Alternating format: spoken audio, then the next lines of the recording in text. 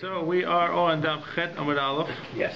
And we had left one little piece here about the origins for that there's certain days that you don't have to show to the Kohen to come. You don't have to call the Kohen to look at the Zarat, to declare Zarat. And we had a discussion how to apply that. But very clearly there are days that the Kohen is not called, such as the day of the Chassan, the 7 Yemei Mishta, and a regel, you don't call the Kohen in to paskin the first time around.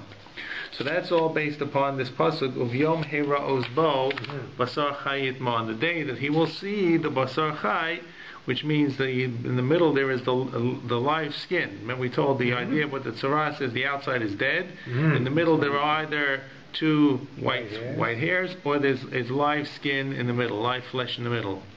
So it says, Yom Hiros Bo Basar Chayit Mas, Amar Ma Yesh Yom Shato Ro Bo Yesh Yom Shiato Ro. So even if you don't remember everything we talked about last week, there's a standalone piece about Drash on this pasuk. Right. So there are days that you show the Kohen, the days that you don't show the Kohen, right?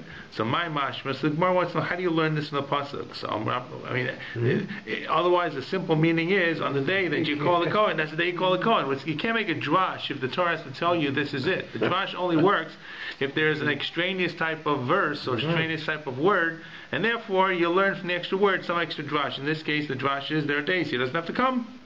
But where do you learn it from? So the Rabbi says, Yim Kain Lichtov Rachmana Beyom, on the day, Beyom Heros Bo Basar Chai, my Ubayom, we mean and on the day. So the U, the Vav, includes Shema Minah, means Uvayom. There are some days he comes, and Uvayom, and then there are days he doesn't come. Or there are days he doesn't come, and on the days that he does come, this is what he'll see. That's what the U says. So, Im Kain Lichtov Rachmana Bayom my Uvayom Shema Minah Yeshom Shiato Robo Yeshom Shiato Robo. Okay. Rava says, almost the same but a little bit different. Amar Kula Kra Yiterahi. The entire pasuk is extra.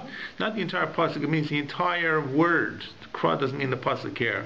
What was the drash according to Bai from Uvayom? Right. So Rava says the word Bayom itself, the whole word is extra. Dim Kain Lichtov Rachmana Uvaheros Bo Basar Chai. When he comes to see it. Why does the Torah have to say and on the day?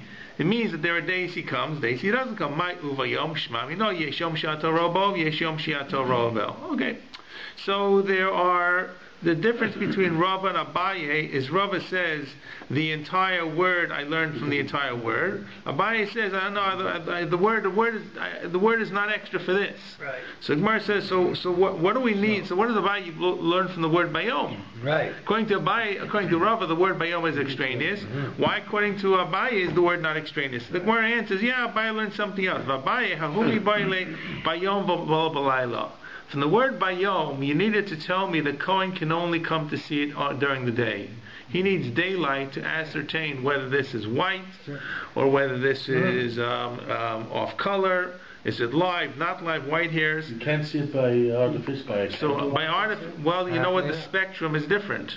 The spectrum is different. But you would have thought, for example, without it, he might have come today. So therefore, he can only come and see it during the daytime. In other words, there are certain things you can do in the day, certain things you can do at night. It would seem logical this may relate to the spectrum that he can see, but whatever it is, it can only be done in the day. Okay? There's halacha, for example, that ksumim, that stains on a woman, the woman's nida can only be seen in daylight. Yeah, of course. Because the truth is, the truth is there are different colorations and different variations. What looks like brown would look a little different. Even in our kind of light. Right. Surely in our kind of light. Right. So there now. My wife always says, "Don't ask me this." I always go outside to check the My wife says, so that is the halacha with nida that you have to check correct. Only during the day. Yeah. Only with light. You have to, not just even during the day. You have to have light. Now there are today full spectrum lights. So today's science has developed light that replicates what sunlight is, right? And it mimics exactly sunlight. Now once a Rav let's say you can use those kind of lights. because that's actually sunlight. That's going to give you the same kind of refraction or reflection or visual image of what actually the sunlight. All these halachas are going to have to change, you're saying? No, he's saying that sunlight. See, with the sunlight, it's artificial sunlight. No, but it says, but as opposed to incandescent lights are not. Yeah, Right? And surely fluorescent lights and or even LEDs are very different. So it picks up different parts of the spectrum. So, but there are lights that are able to mimic specifically sunlight. I don't know what they use it for. Maybe movie sets. I don't know. Right. So at any rate, Abaye says. So therefore, what do I use the word bayom for? I only have the u to learn out. There are days the Kohen comes and does not come, because bayom tells me he can only come in a day. Okay, so what about Rava? For Rava, bayom v'lo b'layla minale.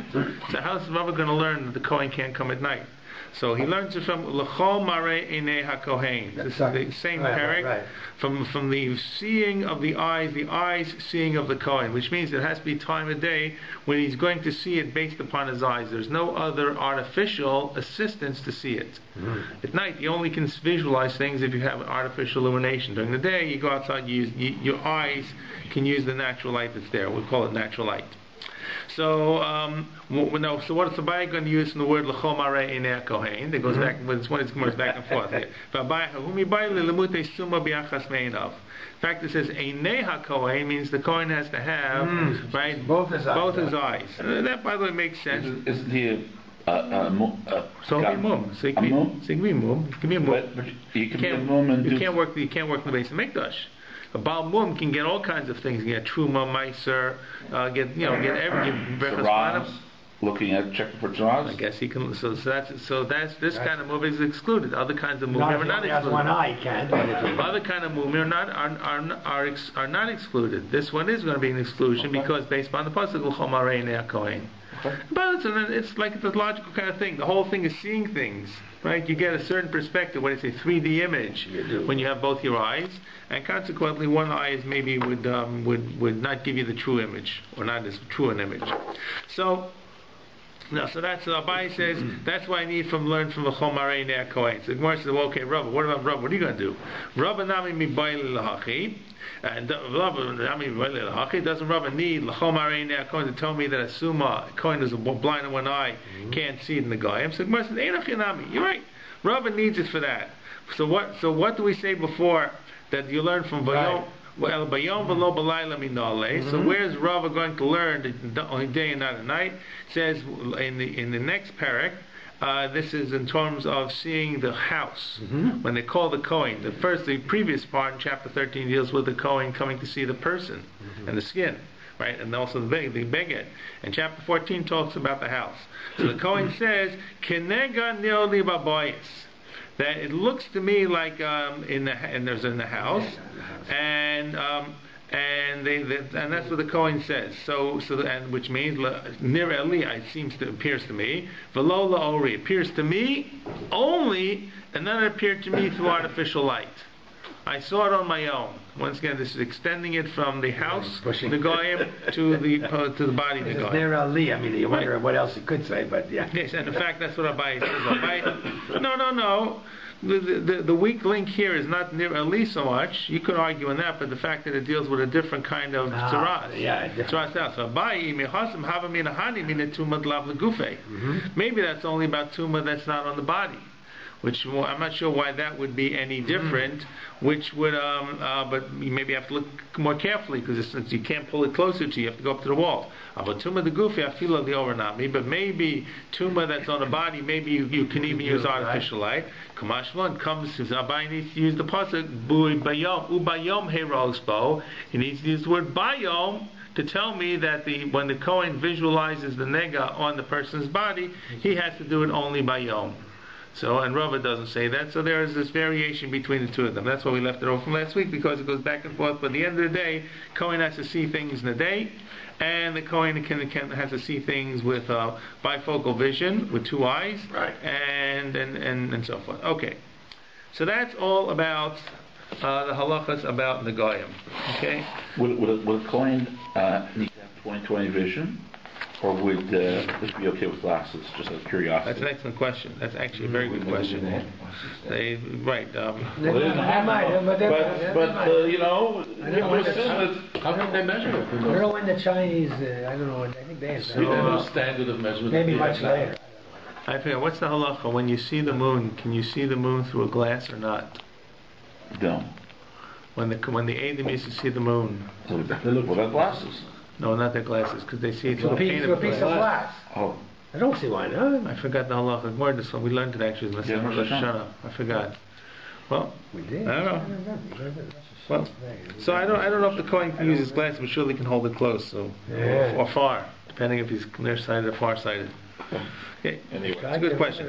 How come I thought maybe I wasn't there? I don't know. Maybe I missed it. remember that. At least we learned it. Yeah. I didn't remember the Okay, next mission. The next mission talks about something else. This is and it's all about Moed BAYT. Amar Rabbi Meir, and Rabbi Meir makes another statement, which we had Rabbi Meir as the in the previous mission about Romas and the Goyim lahakib lo lahachmir, and the Chachamim Rabbi Yossi said you don't do it. So there's another statement of Rabbi Meir, and this one, as in the previous case, Rabbi Meir versus Rabbi Yossi, or our mission was Rabbi Meir versus the Chachamim. The Brisa was Rabbi Meir versus Rabbi Yossi.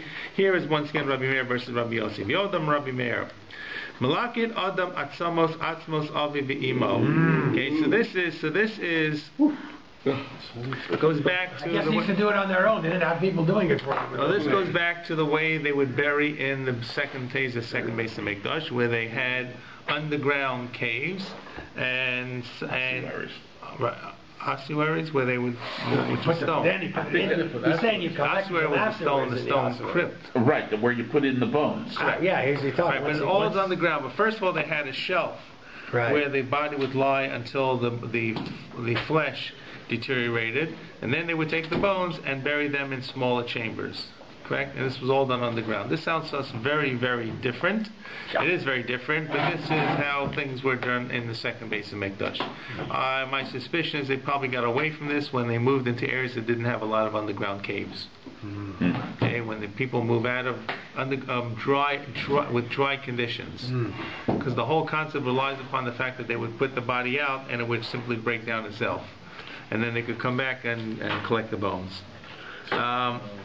So what's going We're on talking here? about what you can do this on Chol HaMoed, presumably. Right. That's why. So obviously, when it comes to burial the first time around, you had no choice when to choose it. You buried on Chol HaMoed, and you buried the second day Yontif. So Rabbi Meir says, "Malakid Adam Atzmos." They didn't have a second day left, right? Or you mean? I'm sorry, they buried on right. Didn't have a second day Yontif. Correct. Well, if in Babel they did. Correct. Yeah, bubble. Okay, whatever. Malakid Adam Atzmos Avi V'Imo B'Mneisha Simcha Hilo.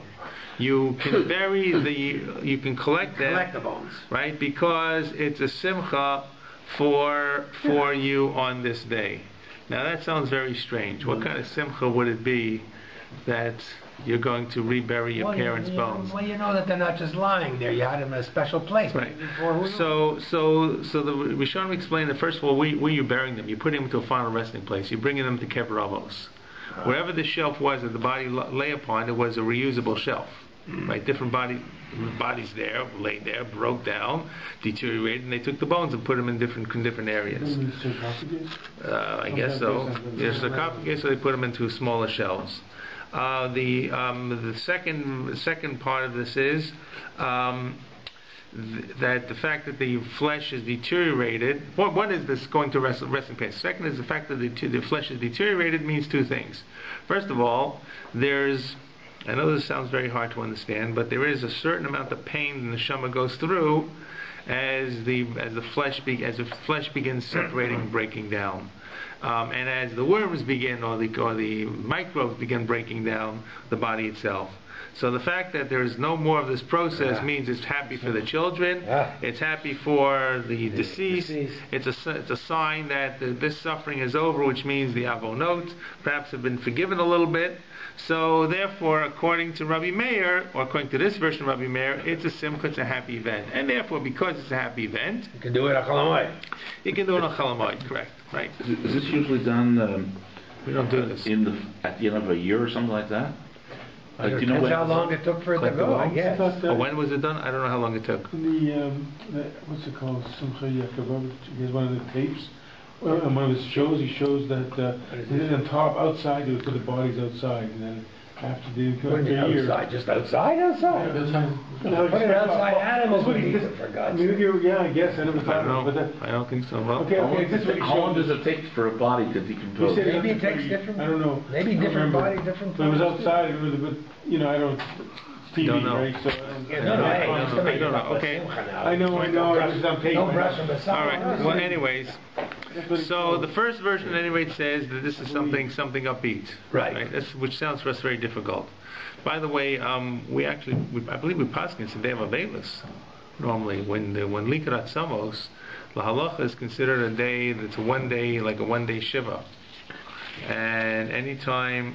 You're saying in those days when they did a likud at Tzamos? I mean, we don't. Practically speaking, anytime that you move a body, or reinter a body, and this is a form of reinterment, there's a 1 day Avelis that day. So therefore, we follow really the opinion of Rabbi Yosef, which is we're about to read. Rabbi Yosef Omer Avel Hulo. It's really an Avelis for that person. In other words, it's a time of sadness.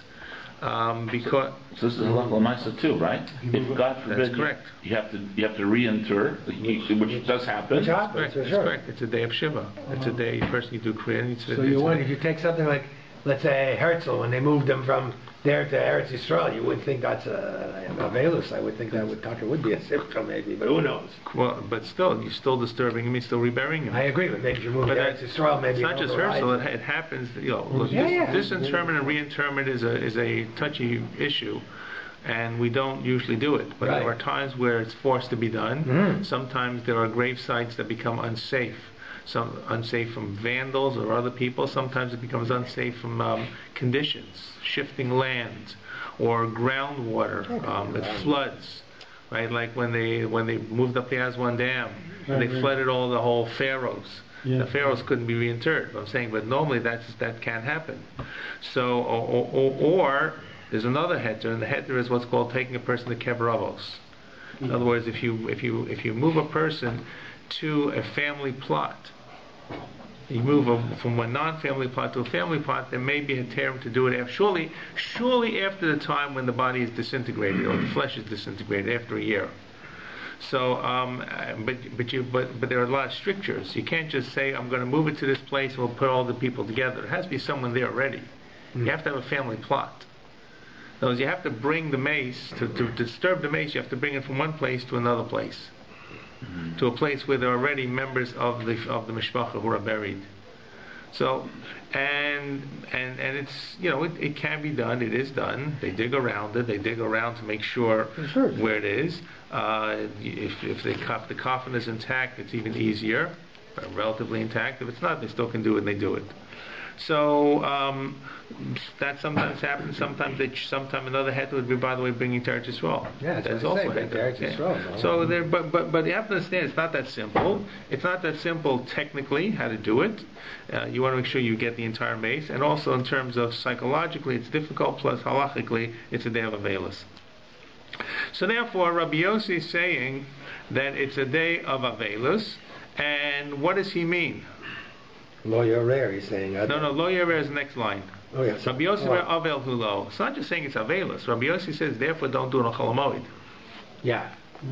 That, in other words, he's not just telling you what the feelings are. It says, Rabbi Meir says you can do it. Rabbi Yossi says you can't do it. Okay. So it's actually fundamental machlokas about you can do it on Chol Moed because it obviously creates a certain amount of tsar. Tsar is antithetical to Chol Moed, so don't do it on Chol Moed. Wait till after Yontif. Okay. The last line of this Mishnah is it's a related but different statement. Lo ye'orer adam al meso v'lo yasbiranu kol l'regel shloshim yom. A person should not stir up people about someone who's passed away, and a person should not give hespedim before the regel for 30 days. Now, we don't follow this, right? Okay. We don't follow this, but you have to understand, and we'll see in the Gemara asks the question, what's 30 days all about? The Gemara gives there are really two reasons. One reason is a practical reason. So you're already in the Chag mood. But the other reason, the Gemara mentions a story. Many times there were gezeros who were built because of events that happened. That there used to be professional safdanim. Professional people who would give eulogies. Sure. And they traveled around. You know, you hear the stories about these itinerant Magids. Yeah, of course. Magidim would travel Magid Europe. and Mezerich. No, but the Magid and Mezerich was in one place. But there were people who traveled around. The same way, I would be very careful how I say this. Like a batson, especially like a vaudeville, used to travel around to the towns. So the Magid would travel from city to city. He would set up shop. He'd come to the shul, right?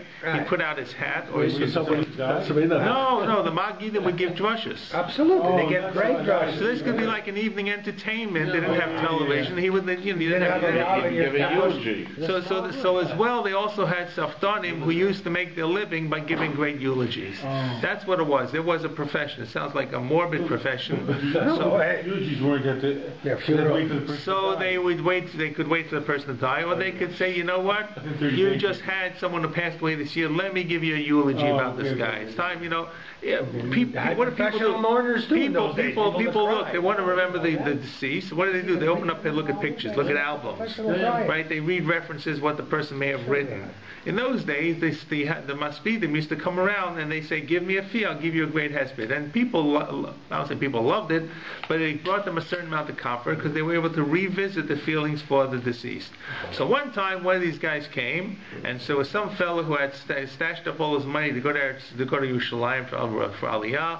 The wife heard this guy's coming. She says, "Let me hear the great hesped." She paid him all the sum of money. When the guy came back home, there was nothing left to go to Yerushalayim for the Aliyah. And this was 30 days before Yantiv, or 2 weeks before Yantiv. So that's the reason the Gemara actually tries to present as an alternate reason why it would be a wrong thing to do, because it was not a freebie, it cost money.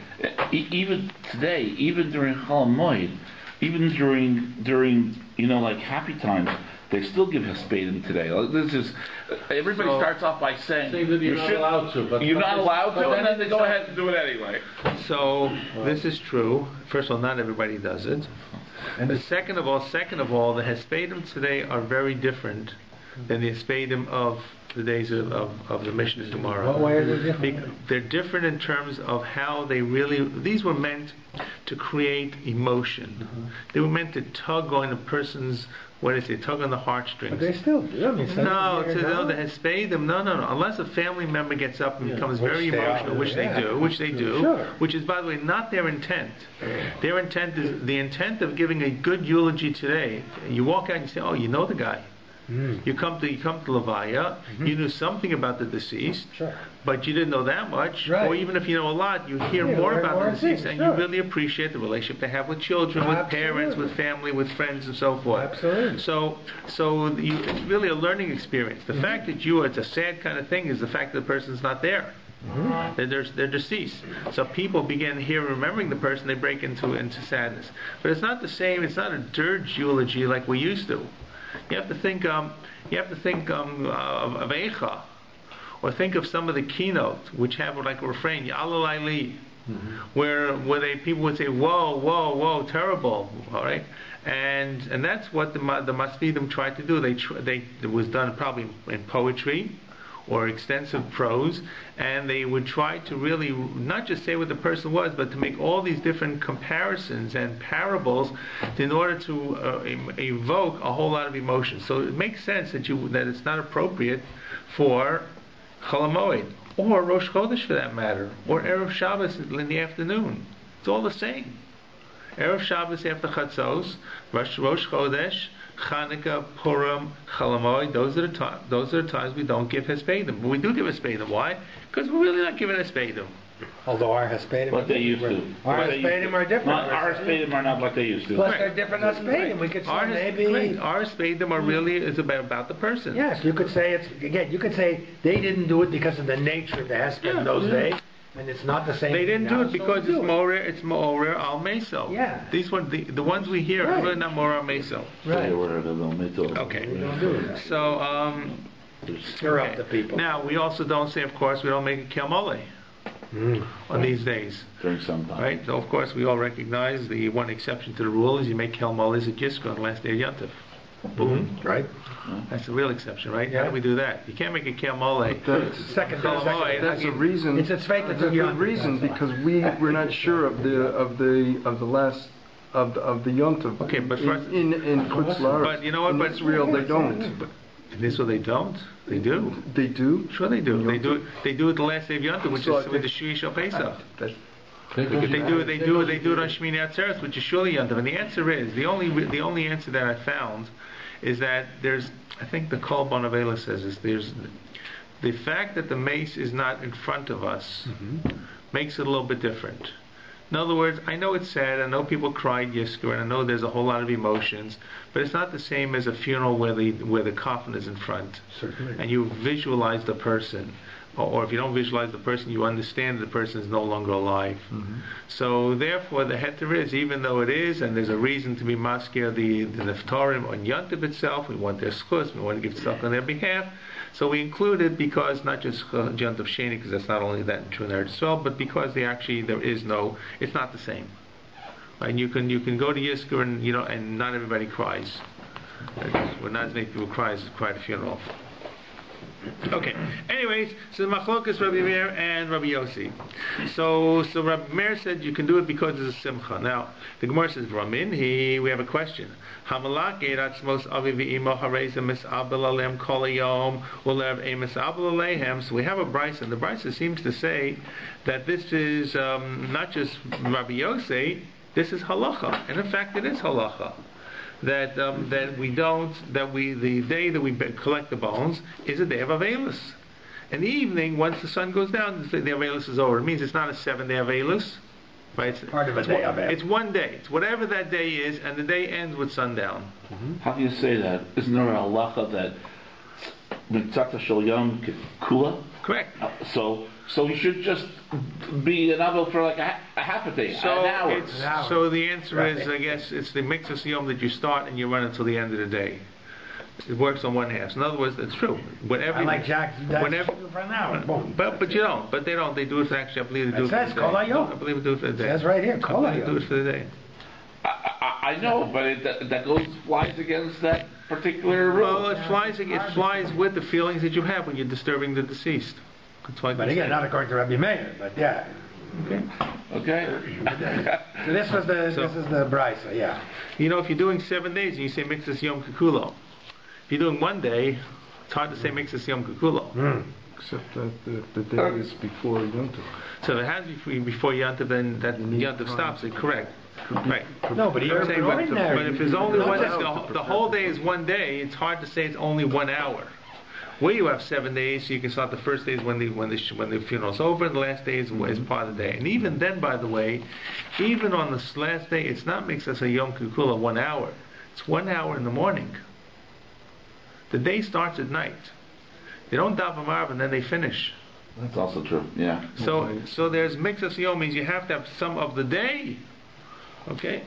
Anyways, but that's so. What the Gemara says. So how could Rav Meir say that this is simcha hilo? The Rav Chisda even makes a statement explaining this brisa. Afilu tzrurin lo b'sadino. That even if these are the bones are wrapped up in his kerchief or something, in his shirt. And the question, what does that really mean? So one may mean even if you're not cognizant of them, You don't see them again. you don't see them, or it could be actually the other way around. Even if there's tzrurim lo b'sadino, at the end of that one day, you don't do any more than that. Do we have a halacha that they have to be buried in tachrichim? We have a lot of bear in tachrichim, but the tachrichim broke down. Tachrichim deteriorated. We have a halacha that Rabbi Gamliel made everybody be dressed the same way. Right. So that was in one sheet, I imagine, or something. Yeah, correct. Usually tachrichim or kittel, right? But those The days- kittel is on top of the tachrichim. Tachrichim are shrouds. It's What's a shroud? A The sheet? shroud. It's like a gauze. When I saw it, Like Does it have burlap arms or and legs? something. No, it doesn't have Maybe arms. Does it have legs? Yeah, it has legs. Yes. Yeah. burlap? It's like a cotton. Not even cotton, like a cotton. I'm not sure What did it's you say? It cotton. has legs Like and a arms? gauze, no? I thought it was like a gauze. It's like a gauze, maybe. Like not a tight weave, but most of an open weave. I'm trying to think. Muslim. Maybe that. Okay. Muslim. Thank you. Muslim. Muslims are different. Okay. So at any rate, so Rav Chisda just adds to this brisa So even if they, so it either means that even if you're totally unaware of them, and you put them away, but you're holding on to them, you're availus in the day. Or it could mean that even if you've got them, you're cognizant of them, you only have availus that same day, you don't have to keep doing the availus next to the evening itself, even though you still have them. What you're doing is you're transporting them, you disturb them, you have availus that day, and then you've got them in the sadin and so forth. But that's not really important for us. What's important for us is you see that it's a day of availus. So how could Rabbi Meir say it's a day of simcha? Right. So Rabbi, aim up nation simchas haregel love. So Rabbi comes along and changes or reinterprets what Rabbi Meir is trying to say. Right. So not that it's really a simcha, okay, but it means the regel is a simcha, Right.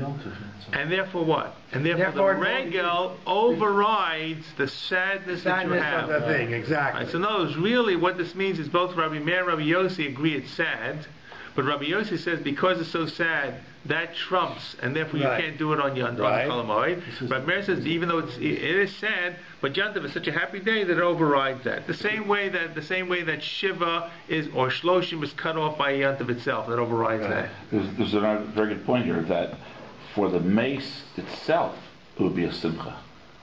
That's how we interpret Yeah, it. I would think. That's how we interpreted it. But according to this brisa, it seems to be it's not such a simcha. We're dealing with the person. So I'm not talking about the but it's simchas family. haregel. Simchas haregel. This is simcha alamei. Simchat haregel.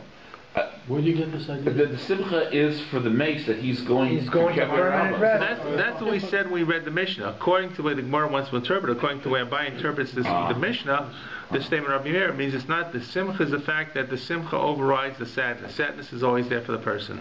Okay. Back to the Tachrichim. Do they usually use a person's actual talus, or do Yes. they get a? If the person has a talus, they use the talus. Most men have a talus, yeah. Correct. They usually ask for it. But they cut the Of course, they cut off the tzitzit. They usually try to ask for it if the person has a talus. Okay. Okay. Yeah. I know my father passed away, they used a kittel that he... Yeah. Use a candle. On top of a talus. You know what, I remember the kittel, I can't, I don't remember 100%. Some is very, very particular. It's got to be person's talus, and they say everyone should have talus set aside for exactly this purpose. thinking- I think it's what told us this. Yes. Yeah. What? Yeah. Okay. Earl. All right. Who said do that? Use your regular talus. Use the one that No, you use. but Makes they- sense. Tell you Satmar. Tell you Yeah. Satmar. Okay. Okay, let's go on. Now, so now the Gemara says, "Lo ya'arer al meso." This is what I told you before. There was a Right. story that's going to come up. So lo ya'arer al meso. So my lo ya'arer al meso. What do you mean? Shouldn't get people wound up? Amarav kad hadar saf amarav kad hadar saftan marava amrei. This is what the saftanim in the West, in Eretz So the Yisrael, Saftanim are these professional eulogizers, correct? Right. So they would say Yifkun imei komrira liba, or maybe Yifkun amei. I think it's Yifkun imei. That everybody should cry with the person, all those who are sad. So this is prohibited to say on Yontif, that all those who are sad, all those who are Marira Talev, have a bitterness of heart, should cry together with you. Okay? That is called Ma'arer al Meso. You are winding people up for the sad. start crying. Right, start crying. Not just you who are still mourning, but all the people around who have some bitterness and sadness, you should also cry together. Let's all have a good cry. Okay? So that's what that means. Lo ya'arer adam al meso. V'lo yasbidenu shloshim yom kol shloshim yom. My shno shloshim yom. Why should we not do this 30 days before? So Rav Kahan, this story I told you. I'm a Rav Yehuda, I'm a Rav. Maaseh b'yadam echad shekines ma'os lalos l'regel. He collected money to go off Aliyah l'regel. Bas Saftan v'amad al Pesach beso. And one of these guys came and stood on his door, but not lasan ishto, and his wife took all the money and his son-in-law and gave it to the Hesped guy. And he came back and there was nothing left. And Nimna below Allah, he didn't go, we're not able to go to Yerushalayim.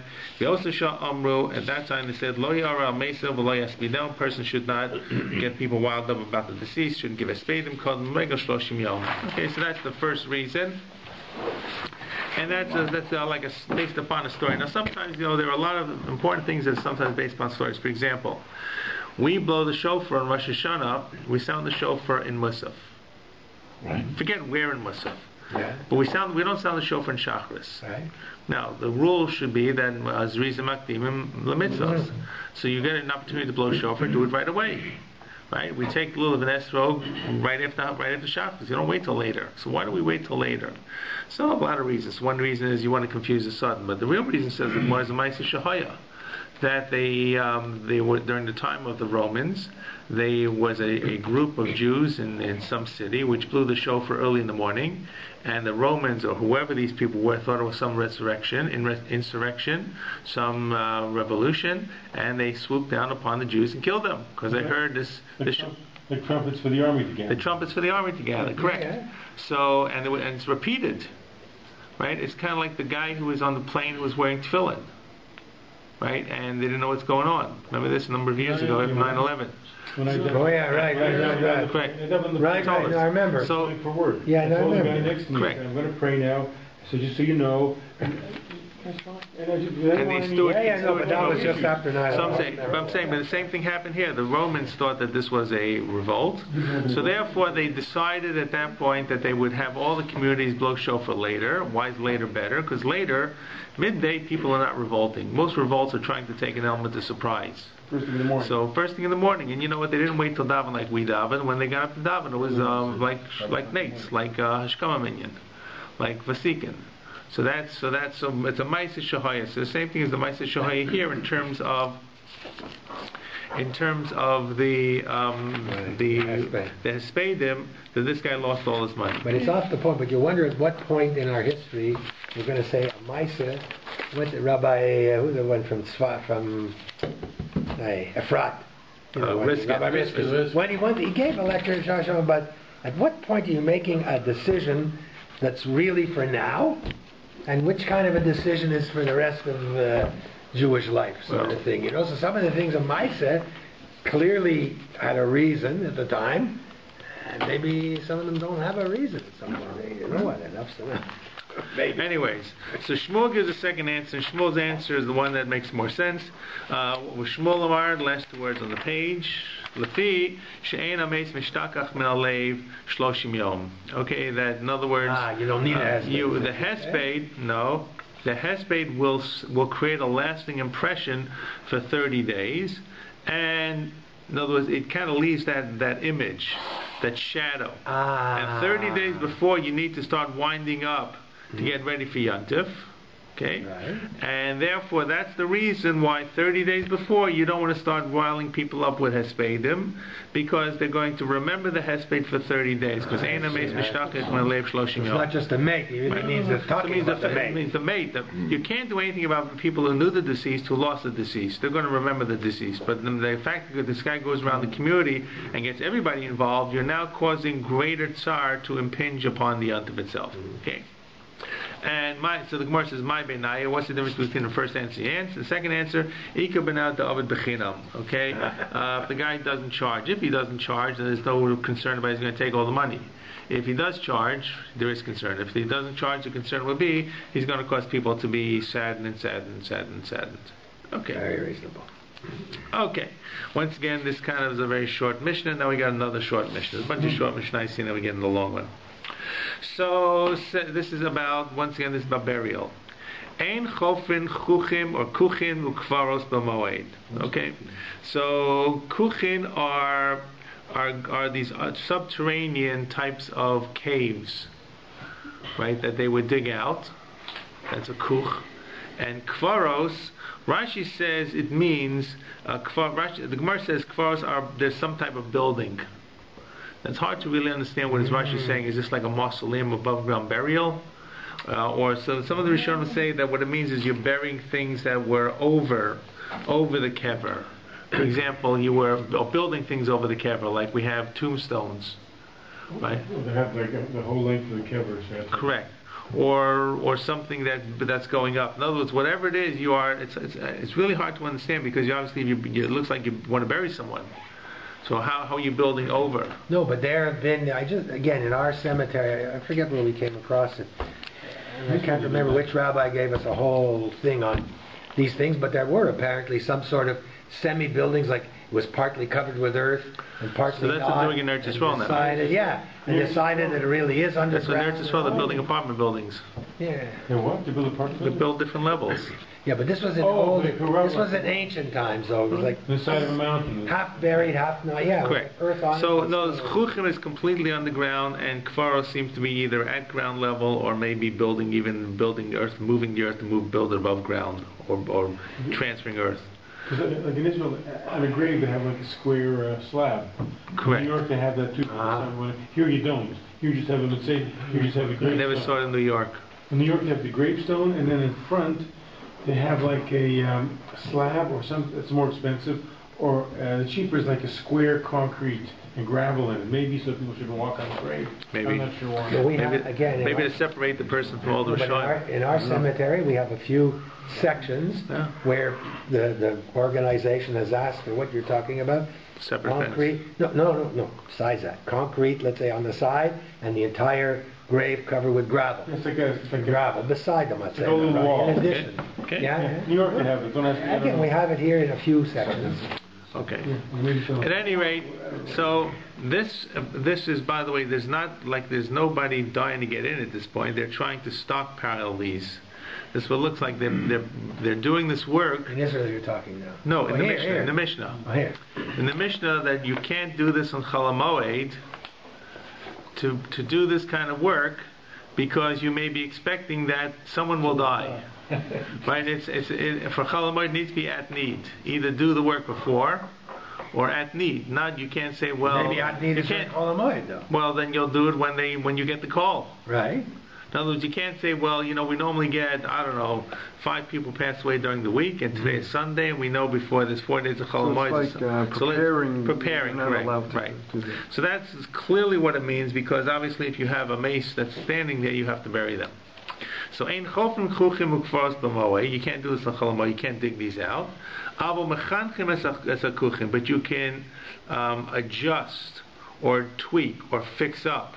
Mechanchim is like from chinuch, to educate, to make better. You improve. You upgrade the kuch. What do you have to upgrade in a kuch? So either you have to make it longer or shorter. Not to exist, in other words. Right. There was some rough. It was roughed in, and now you know that you hear them. Maybe tall people who are in the hospital or short people. So either you kind of lengthen the what do you call it, the shelf, or you can maybe fill it in so it's not as long. Yes, it says here. Sino says that. Correct. So Gemara will say that. That you can do without having a mace standing in front of you. V'yosim nivrechet b'moed. Nivrechet is a laundry pond on Chol Moed. And I'm not quite sure what the connection here is. Maybe what's for Tavrechin, no? That's what I thought, but it doesn't always seem to say it. They seem to say it's here because it's not that much tircha. So I don't know. It's the washing tachrichim with the preparations. I don't know. So, and the aron im a mace, and if you have, and this is interesting because it talks here about an aron, which is actually a casket, Right. right? Which I did not know that they were using in the days of the Mishnah. No. I don't know, but it's clearly referred. So an aron in a mace bechat. Aron in a mace bechat. If you have a mace, then you can actually build the aron and to nail the boards together or connect the boards together, and to make it. And the mace is obviously waiting in this chotzer. The reason that means that people will see what you're doing the work for. Right. Building a casket or building any kind of structure or doing any woodworking is a lot of labor. So this obviously is going to be done if there's obviously someone waiting to be buried in it. Rabbi Yehuda oser elam ken yesh imon l'sarev. Rabbi Yehuda says, well, there's double work here. One is you're lashing this together or nailing it together. You also got to get the boards. You got to cut a tree down to get the boards. So Rabbi Yehuda says this is only permissible if you have the boards already done and cut before Yontif. So you can't. So you have to have the raw materials, and then you can actually construct it together. Okay, so that's Machlokas Rabbi Yehuda and the Chachamim, how much is permissible to be done. And I guess if you didn't have the boards prepared and you had a mace, you would bury them without the aron. So once again, I don't really know why they buried the aron. What was the significance of the aron, unless a person was in just extremely bad shape. I don't know. It's like, today in Israel, the soldier's coffin. Right? The coffins that you see when heads of state pass away, they bring out what's called a soldier's coffin. So normally in Eretz Yisrael there are no coffins. Right. Correct? However, because we live in a Goyish world, and because Israel sometimes is concerned about the ramifications, and a state funeral, you bring in people from all over, and so they put them in a coffin. Now, soldier's coffin it's called the soldier's coffin because the soldiers are buried there when they're really badly mashed up. So they can't just put them on a gurney, on a stretcher. So that's why it's called the soldier's coffin. Anyway, so I guess the aron may have been made, I don't know if it was the same kind of thing where they needed to use it at that point. So now the Gemara is very simple. Gemara is trying to tell us what are these objects and how are they used. My kuchin and my kfars. What's a kuchin? What's kfars? I'm Rabbi Yehuda. Kuchin bechafira, and kfars b'vinyan. Kuchin is when you're digging down, and kfars are in building it up. Some people say two interpretations. They're moving dirt. It's almost like fill. You're using landfill. All right, and before I came up here in Wilkes-Barre, they had a cemetery, and the back half of the cemetery, the ground was very different. It was nice. It's nice dirt to dig, but it was actually dirt you could dig in. Front half of the cemetery was the rocky soil of the area of northeast Pennsylvania, and the story that goes behind it, when they were building one of the bridges, and they excavated the dirt. They were able to get truckloads and truckloads of this dirt for very cheap because they simply wanted to get rid of it to build a bridge across the river. So and this dirt, which was from the riverbed, was obviously a very different kind of silty dirt that didn't have a lot of rocks in it. But this way, the cemetery was able to be leveled and built out even further, as opposed to it was normally on a slope. So sometimes maybe they're building up the dirt so they can make furrows.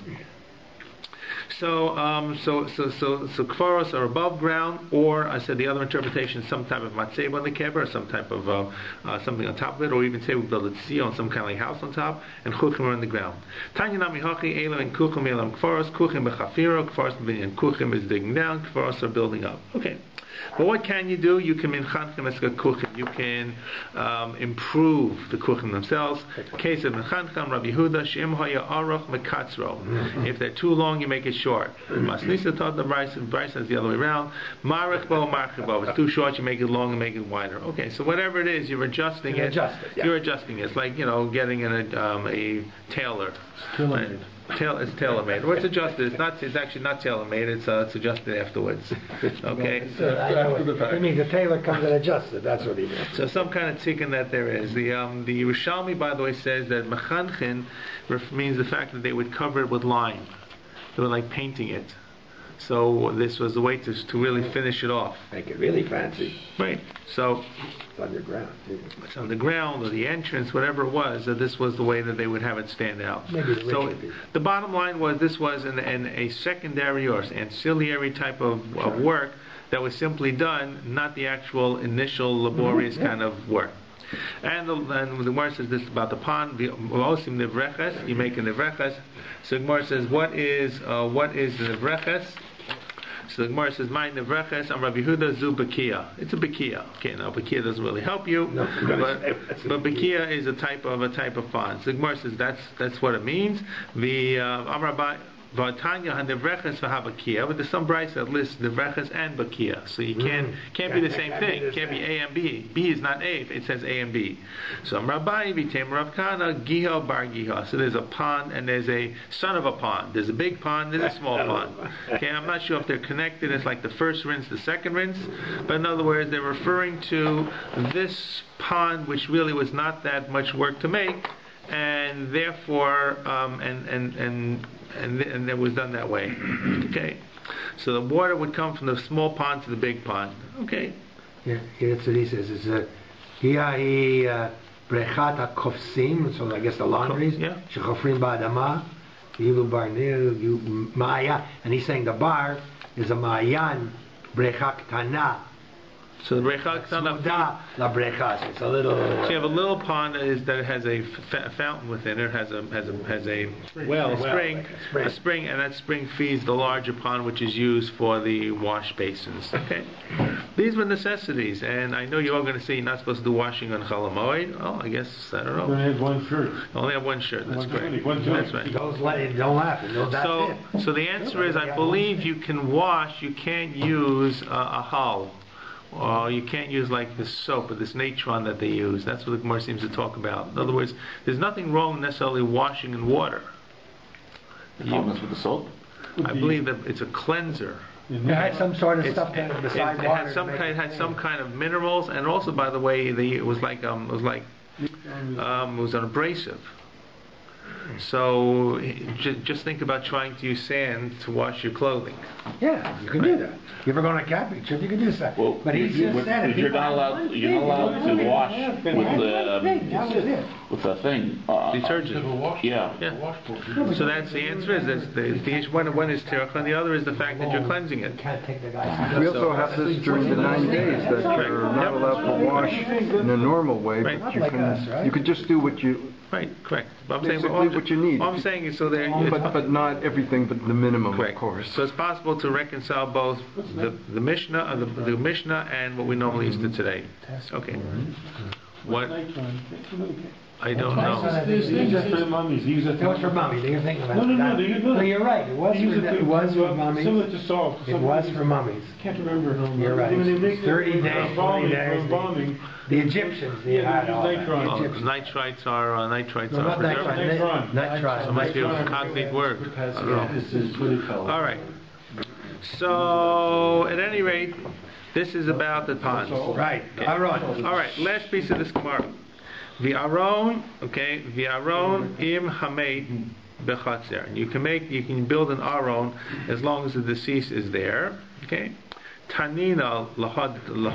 We have a brayso that says this. The Tan Rabbanan osim kol tzarchei hameis. Right. You can do all the necessary items for the deceased, such as gozim esar, where you cut his hair, mechapsim bo ksuso, you can dress him in his clothing, v'yosim lo aron minasarim haminasarim erev yantiv, and you can make an aron from the boards that were cut and prepared from erev yantiv. Okay, and Rabbi Shimon Gamliel Omer af mevin eitzim u'menasim b'tzina b'toch beisa. You can even bring wood, like wood, trees, branches, and then you can cut them into the wood on yantif b'tzina in your house.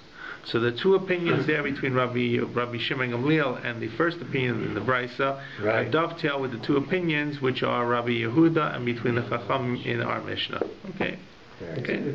Look it up here. Nitron is sodium carbonate. That's what I said. I know. Sodium carbonate, sodium bicarbonate, and salt. That's a bunch of different. Okay. So, well, that cleanse. It should cleanse. It's just like baking soda. Yeah. They use it as a preservative. They use it as a drying agent. Correct. Okay. Mummies. All right.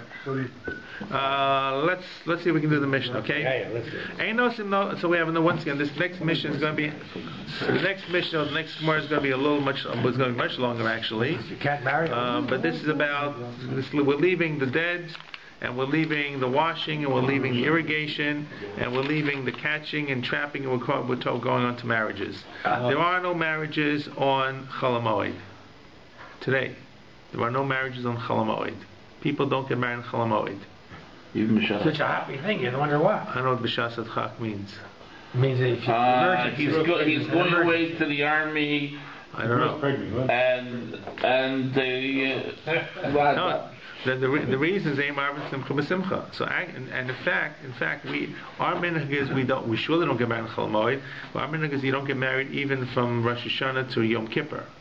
This fear of Emas Hadin that people don't get married. You've never been invited to a wedding between Rosh Hashanah and Yom Kippur. Never. People don't have time for weddings. And I don't know if people get married between Yom Kippur and between Sukkot. So there's like this whole period of time there's no weddings, and then of course there's Sfiras Omer 3 weeks and so forth. Okay. You can't get married. You can't marry women on Chol Hamoed. Lo betulot v'lo almanot. neither a betula nor an almana. The feeling was that there was a greater simcha with a betula the first time around. That's why they're both mentioned. And velo miyabmin, you can't even do yibum on Chol Moed, where there is the chiddush there is yibum has an obligation. Right, of course. There's a zika. Absolutely. So you can, why? Simcha hilo, because it is a simcha for him. Now you're going to say, well, if it's what's wrong with a simcha? So what's the Gemara is going to ask the question? Gemara is going to say, ein marv simcha v'simcha. Makes sense. One simcha at a time. And if you get mad, so actually Gemara will give another answer. But that's the primary answer, and therefore if you do one simcha, you're going to decrease the simcha of the other. You only got so much in your head that you can put in. And what that implies is that Chol Moed is a bigger simcha than what we really accorded to it. That's correct. We have more chol than the Moed. Right. That's correct. I agree. Right, and that's clear from this Mishnah. That's not the case. Not the way it should be. And that is clearly impacted upon the fact that we live in a non-Jewish society where work goes on, and it's difficult enough to take off a day of Yom Tov or 2 days of Yom Tov here, 2 days of Yom Tov there, and you surely will be eating into your vacation pay or whatever goodwill of your employer. Even they don't give off Chol Moed. Who says? They don't give off Chol Moed. I don't know. I don't think that's true. I don't know. My perspective is Yerushalayim, so it's a little bit colored when I know about my kids. But I think people are off. Maybe people take it off. It's a big traveling time. People are traveling all around. Oh, for sure. Take Tiyulim all over. Yeah. So I don't know. Pesach, for It's sure. like spring break. It's like spring break, guys. Like spring break along President's Weekend. Absolutely. So avamachsehu gets grushasa, but you can take back your grusha. Oh, that's Now the reason is obviously because Not happy. it's not just a simcha. You just threw it out. That's right. And now, so that's clearly one reason. I think there's a second reason. But Sorry? Grusha is from a war. Like they gave her Any grusha. No, a grusha, you've actually given her a get. You right? gave her a get, and now you want to remarry. And the answer go is to war or something, for example. or a peace. Why should you be able to do So now, No, I want your answer. Obviously, that's less of a simcha That's the than idea. a first correct. marriage. Right. A remarriage is simply the same woman. She celebrated the first time Why around. we don't make such a big simcha. Right. In other words, Even in New York. whatever it was, regardless of the fact that you love her and she loves you and you've reconciled, it's the same people going down the aisle. Nothing's changed. It's not like a second marriage for someone or a remarriage. These days you didn't have an aisle. So whatever it was, the center of the city. So by the way, I thought there was another reason. That's not what Rashi says. I thought the reason is because Machzeh Gushaso has a limit. You can only take back your divorcee until she marries someone else. Right, for sure. So in case you're nervous. So if you're nervous, you may lose the opportunity. Exactly. So again, you can do it now. This is Right. You take her back. If she hasn't She been remarries remarried, somebody else, you can't take her back. she's gone. If she marries a... Oh, of course. She marries somebody else and they divorce She gets her. divorced. Yeah, you can't take her back. I forgot all that. She gets right. Not just divorced. The second guy, the next guy dies. That's what I figured. Yeah. Right. So A and B get married, A and B get divorced. B then marries C. She can't go back to A. Right. You better do it quickly. Whatever it is, that's okay. But that's not what Rashi says. Rashi says because it's no simcha. And so this is all about weddings. And then a related thing is women get dressed up. V'yosa isha takshitel b'moed. And a woman can put on her takshitim, all her personal hygiene items, on Chol Moed. Beautiful. Probably they want to get dressed up for the wedding, which is not taking place in Chol Moed. I don't know. No. And This is the Rambam codifies this halacha, right? We have to give our wives gifts on Chol Moed, on Yom Tov. You have to buy her but stuff. this is not just gifts. She gave our jewelry. This is really personal hygiene items. Really? Yeah, you'll see the Gemara's going to talk about them. Sounds like jewelry. It's cosmetics. Yeah, cosmetics. Cosmetics also. It's cosmetics. Yeah. So and even though you could say cosmetics or a lot of pachka, it's not that much work. So Gemara then Rabbi Yehuda says, I don't know. What is not that much? I don't know which women they have. It's even more So complicated. let's finish up. Rabbi Yehuda Omer, Lo tasub b'nei nivel hula. She shouldn't put on a depilatory. Seed is lime, which was meant to remove facial hair. Correct. So why? Because it's going to be nivel hula. She will immediately. It's not abrasive. It's an acid. So it's going to cause, it's a depilatory, cause the hair follicles to break down. But as well, initially it's somewhat painful. Right? You put on too much and too little, whatever it is. And the last thing in the mission, we'll do it very quickly. A hedyo tofer kedarko. V'uman machlev. A hedyot is a person who does sewing. He sews normally. You and I who sew like we're doing it with hedyotim. We sew normally. On uman, a tailor, a professional tailor, machlev makes dog-eared sews. Right? They're jagged. So what about it? So he can't sew normally. This Mishnah deals with Meleches Uma. I see. So we have a right to sew on Chol Hamoed. You have a right to sew on Chol Hamoed because your sewing is very unprofessional. Professional can't do professional work. So you're not a professional. Professional can't do professional work. He has to do uneven stitches. Just like our writing. Correct. Whatever. Right.